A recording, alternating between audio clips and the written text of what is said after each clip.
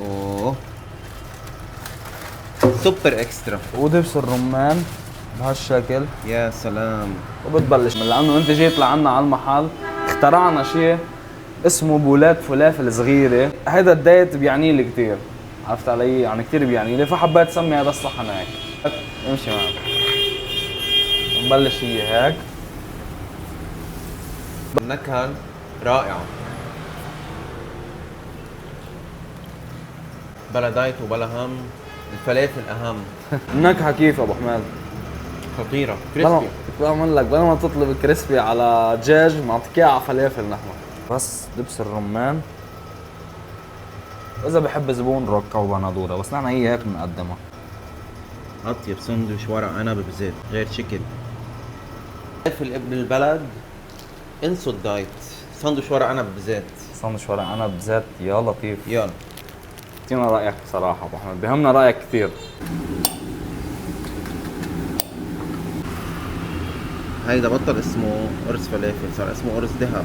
ليرة لبنانية بامتياز. أكيد. شو هالواجهة الغير شكل.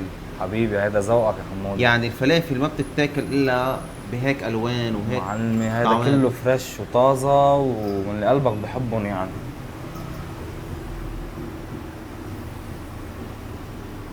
هيدا هون الورق العنب والقرنبيط الزهرة والباذنجان المقلي وأكيد البطاطا الحرة. يا سلام.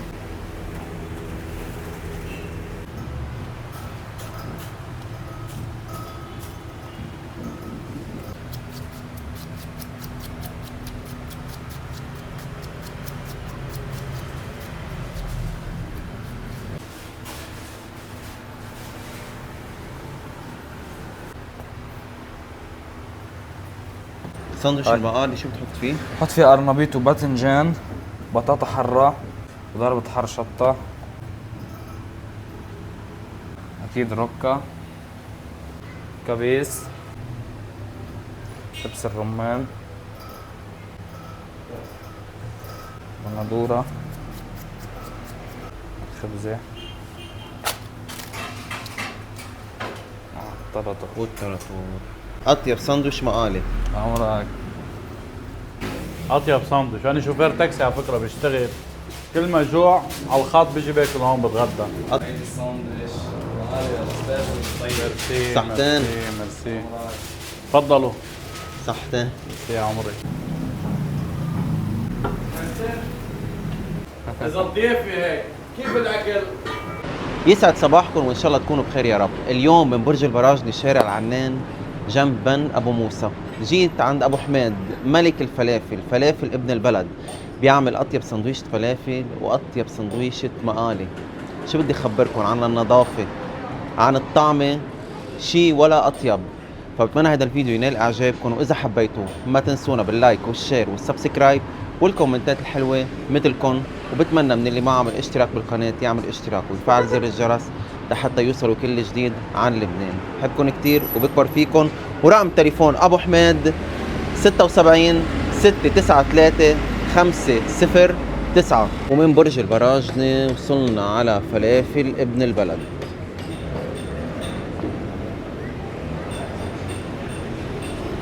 ابو حماد يسعد صباحك. يسعد لي الصباح الحلو حمودي، كيفك؟ طيبة. شو اخبارك؟ طمني الحمد لله، عنك. شكراً. رواق؟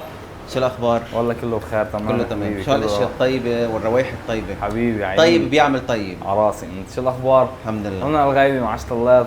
رواق والله بهالبلاد بهاللبنان. عيوني انت. شو نعمل اليوم؟ شو بدنا ناكل اليوم؟ اليوم مثل العادي يعني، احنا بعدنا ما تغير شيء عنا، بس حبينا زيارتك ترجع، نحن دعيناك هالمره حبيبي فتيجي انت تصور لنأكد للعالم انه بعدنا نفس الجودة ونفس النوعية ونفس نظافة المحل. وهيدي الاشياء الطيبة اللي الطعمة والنكهة معمولة بحب اكيد ومشغولة بحب. اكيد. فيلا نبلش. يلا قول يلا. وهي العجين يا ابو حماد الفريش. عجينة الفلافل هي عبارة عن فول وحمص وبصل وثوم وكزبرة وبهار فلافل ومردكوش وكربونة. هيدا يومي. طبعا كل يوم. شغل يومي. ايه ما اذا بقيت 3 نهار ما عادش بتصير فريش، ما عادش قرصك بيصير اشقر وهالقصص. صح. شايف نوعية. غير شكل. شو رايك عملنا مقلة قدامك؟ يلا يلا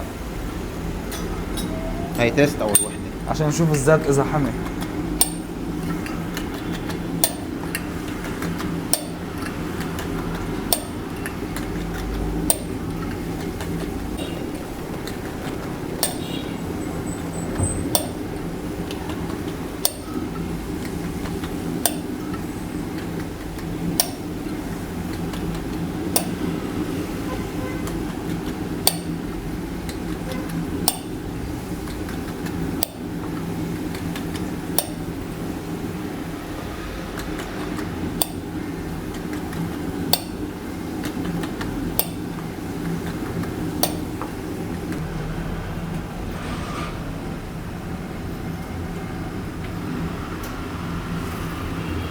هيدا بطل اسمه قرص فلافل، صار اسمه قرص ذهب. قرص ذهب. ليرة ذهب. ليرة ذهب. ليرة لبنانية بامتياز. اكيد.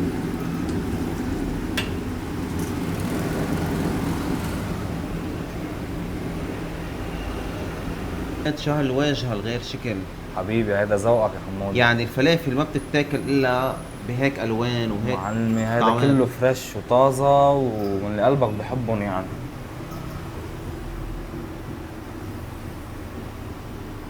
هيدا هون الورق العنب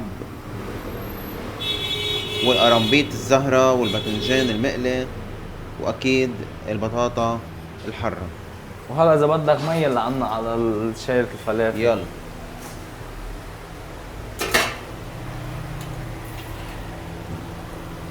يا سلام. غير شكل.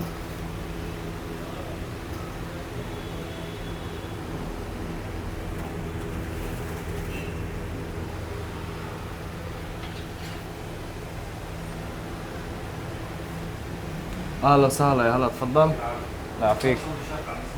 3 وسط ولا كبار؟ انا معين. تفضل استحلي.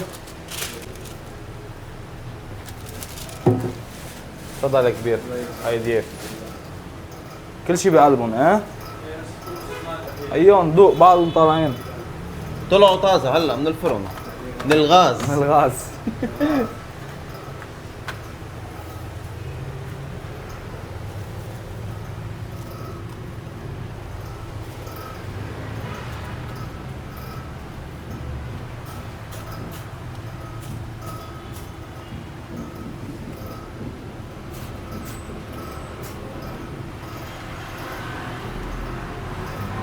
هاي بقدونس ونعناع.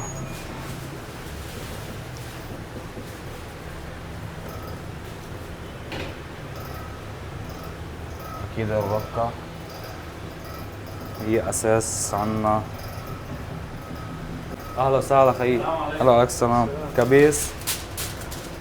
كبيس. كبيس.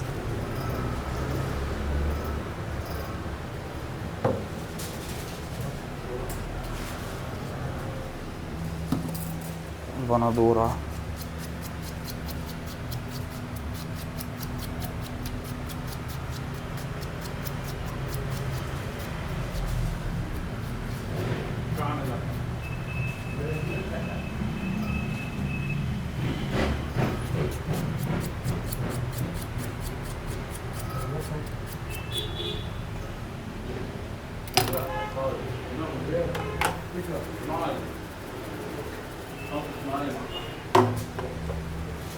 تراتور.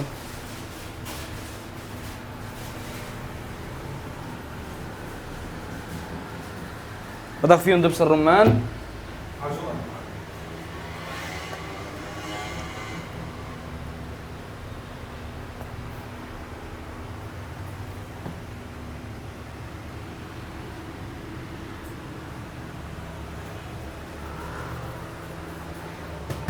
بلش بشي هلا.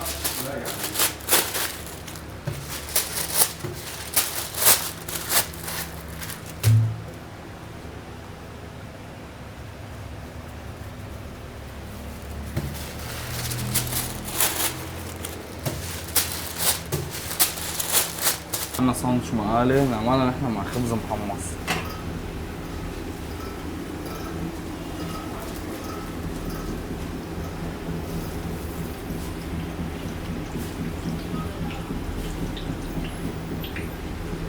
ما شاء الله الزيت ذهب. كل يوم يومي. بتغير زيت. كل يوم. لازم تغير زيت ما تطلع عندك النكهة المضغوطة. اغلب المحلات احيانا بتوفر شوية زيت بتخليه لتاني نهار، بس بيضرب لك نكهة الفلافل، ما بيطلع لك اياها 100%. احنا هذا الزيت بس بنقلي فيه فلافل وبس خبزة المقالي، لأنه الخبزة ما بتطعم. كل شي بقلبها؟ بعمرك أنا كل شي بقلبها؟ يلا حبيبي بعمرك أنا، أنت المزوق. ساندويتش المقالي شو بتحط فيه؟ حط فيه قرنبيط وباذنجان، بطاطا حرة،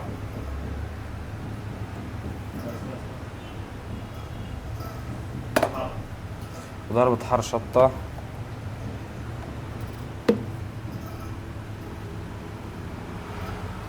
أكيد ركة،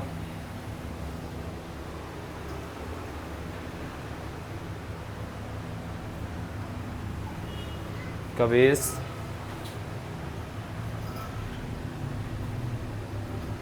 دبس الرمان،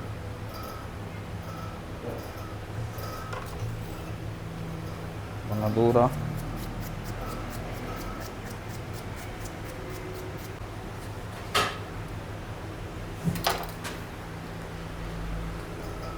خبزة،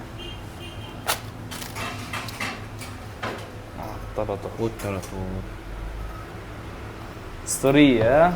اطيب ساندويتش مقالي. عمرك قد سبق تيجي عند ابو حميد تاكل ساندويتش؟ والله من وقت ما فتح يا كبير اطيب ساندويتش. انا شوفير تاكسي على فكره بشتغل، كل ما جوع على الخط بيجي باكل هون بتغدى. اطيب ساندويتش. نظافه ولباقه بالاكل، واهم شيء انه الشاب مرتب. اكيد. هيدا اهم شيء. ميرسي لكم. هيدي الساندويتش مقالي الاستاذ طيب. ميرسي صحتين. ميرسي. تفضلوا. صحتين. ميرسي يا عمري. شوية حار ابو علي، شوية حار على جنب. خيي تفضل حبيبي استحلي.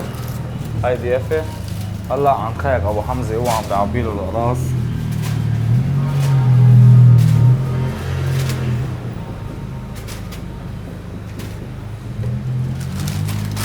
يطلع معهم خضره. يطلع معهم كبيس وحر ضيافة من المحل. اكيد. بدل 9 13. يطلع معي هذا زود له اياهم، حط لك بدل 9 13 حبة. تكرم. اكيد بحط له معه كبيس وحر. هو ضيافة من المحل.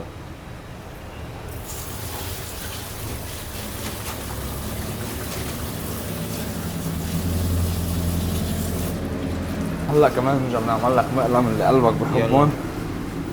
تعطينا رأيك. انه انت جيت لعنا ابو حميد، انت بتعرف المحل، صورت عنا صرت أكيد. يمكن ثالث مرة هالمرة. ايه. انت احكي ضميرك بكل مرة جيت نفس الشيء، نفس إن شاء الله النوعية، النظافة. نفس النظافة. اول شيء اهم شيء النظافه الحمد قبل لله الطعمه. الحمد لله. النظافه اليوم لانه عم نشوف كثير صراحه. نحن بندعي هول تاعول الجديد اللي بيصوروا وبيمدحوا هالقصص يا خيي، انه طالع عنا يا خيي وين تعالوا عنا.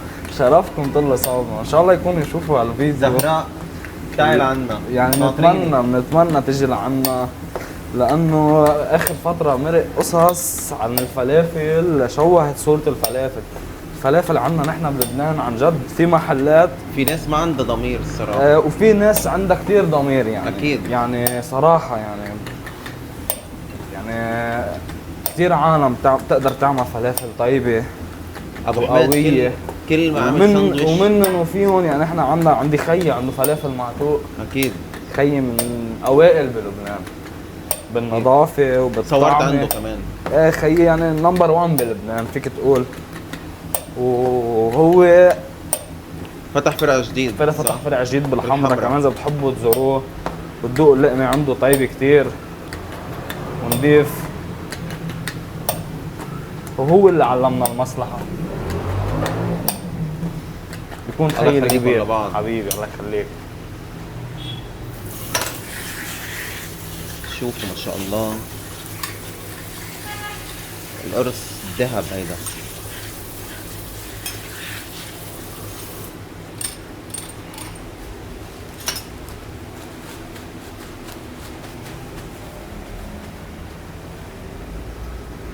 هلا بدنا نقلبهم نشوف الذهب على اصول.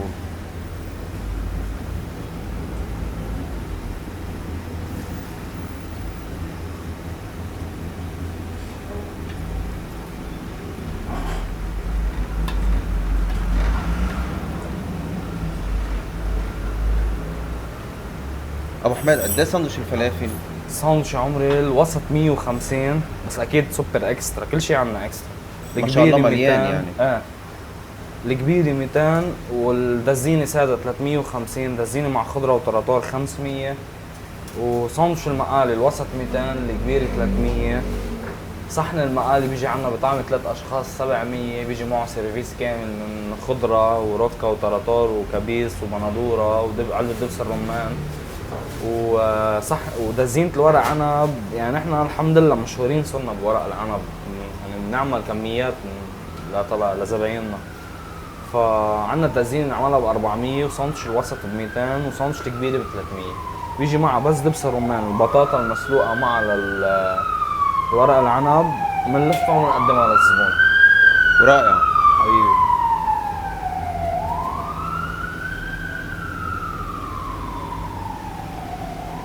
هول صاروا جاهزين. يلا نشيلهم. يلا.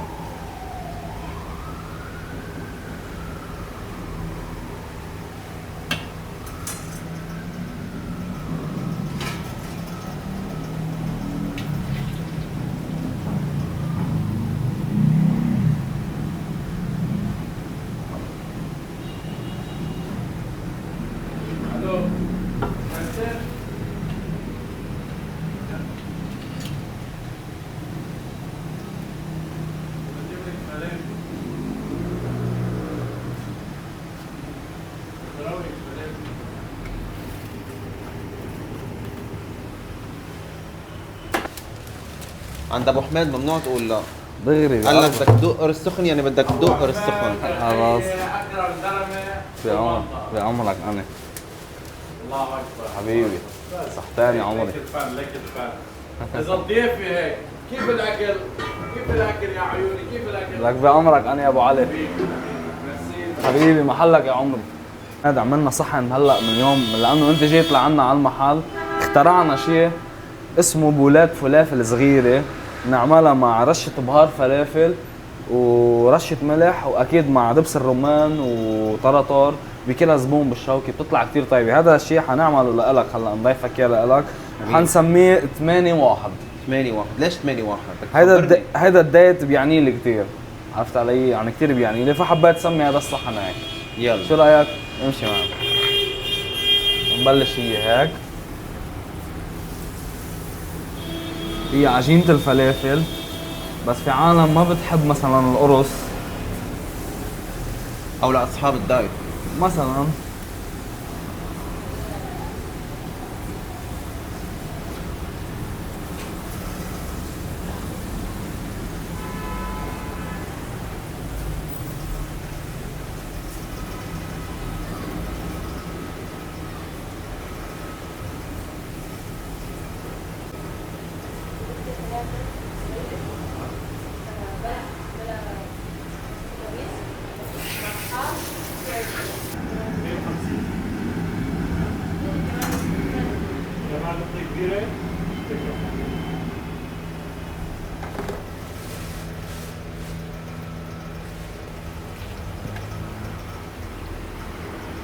تشيكن.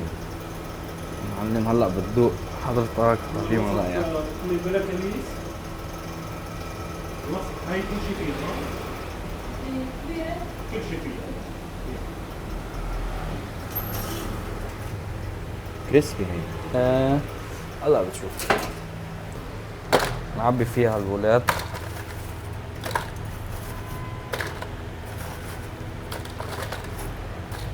هيدا معلم كله بقرمش. هيدي رشة البهار الخاصة فينا. يا عين.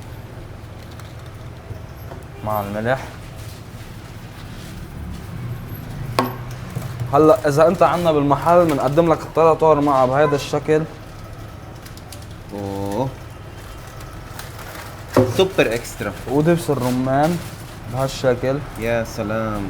وبتبلش اذا رايحه لبرا الاوردر بحط لك اياهم بعلب عجنه، بتوصلك هي بس ببهاراتها وملحها. طب هيدي قد ايه سعرها؟ هاي 200,000. 200 صحن 8 واحد. 8 واحد. اي حدا بيجي على المحل بيقول صحن بدنا 8 واحد. واحد. او حتى بده يطلبوا لبرا يتقدم له بهذا الشكل. ندوق هلا صحن 8 واحد.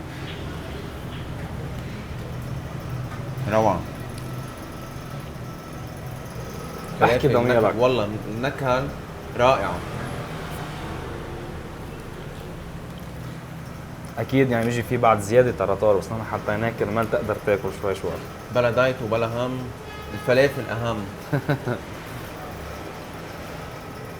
القرشة أهم. ايه شفت القرشة فيه قديش واضحة؟ رائعة. النكهة كيف ابو حماد؟ خطيرة. كريسبي. بعمل لك بدل ما تطلب كريسبي على دجاج بنعطيك اياه على فلافل نحن. صحي. 100%. شوفوا. يعني كلياتها عجينة فلافل ما في شيء. رائع. صحة يا خيي حمودي. حبيبي. صومش ورق العنب. قدمها. بالعادة أبو حميد قليل لا يعمل سندويش ورق عنب، بس هو كتير طيب. نعملها نحن معلم سكر ما شاء الله. وندعمها ايه. ياكل زبون ينبسط. واكيد لحاله يعني هو حيرجع يقول لي بدنا نطلب مرة تانية ورق عنب. ورق عنب بنقدمها بهذا الشكل. شغل البيت مش معلبات. لا اكيد عملنا باينين يعني. نحن بنقدم معها حمودي بس دبس الرمان، واذا بحب زبون روكا وبندوره، بس نحن هي هيك بنقدمها. بنلفها بهذا الشكل وبنلفها نقطعها بنفرجيك اطيب سندويش ورق عنب بزيت كيف بتكون غير شكل. في ابن البلد انسوا الدايت، سندويش ورق عنب بزيت. سندويش ورق عنب بزيت يا لطيف. يلا اعطينا رايك بصراحه ابو حمد، بهمنا رايك كثير. اعطيني النص الثاني. هنكمل ناكل اثنين. صحتين. كطعم كيف؟ كموضوع رائعة، صدقا رائعة. حموضة الورق عنب غير شكل، يعني ورق عنب بزيت طيب بحموضته. رائع الصراحة. صحة وانا ابو حماد علبة اكسترا لعيونك. هاي الفلافل سخنة. عندك حبل مطحون هيبقى يوجد. تكرم عينك. لعيونك.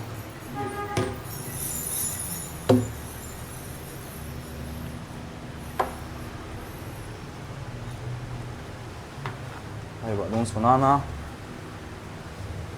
بتحب احط لك معها عم ركة؟ نحن الركة عندنا طيبة مع الفلافل. لا بدون ركة.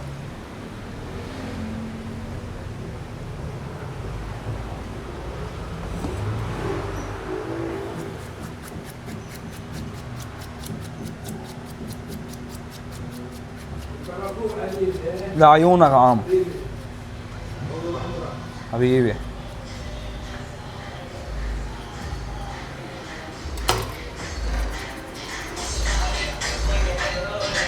مطروبين. العم طلبها قليل تراتور، نحن من العادة بنحط أزود من هيك تراتور. نبلش عم؟ تكرم عينك. هيدا هيك كان ختام مع ابو حماد. وسهلا استمتعت فيك. واكلت اكل طيب. سلم حبيبي ايديك. أحمد، هذا محلك، وان شاء الله كل الزباين بتشوف هالفيديو بتحبوا تجربوا. احكونا على الرقم 76 693 509 بنوصل يعني من هون لصيدا ومن هون للكسليك. اطيب فلافل. سلم ايديك حبيبي. واكيد ان شاء الله حيحبوا المتابعين. ان شاء الله هذا المحل واذا محلنا. حبوا ما ينسونا باللايك والشير الشير. والسبسكرايب 100%. والكومنتات الحلوه. وبدنا نرجع نذكرهم بصحن رقم 81 اللي أكيد. عملناه كرمالك. بس جيت لعنا هذا الصحن المميز، واي زبون بدق بحب يطلبوا لهذا الصحن اهلا وسهلا عم. ختامها مسك. تكرم عينك. لعيونك. ختامها مسك مع العام. الحاج. تفضل يا عم مستحلي. رح ارجع اصور لكم الاصناف الطيبه. ايه تفضل استحلي يا عم، هاي ضيافه.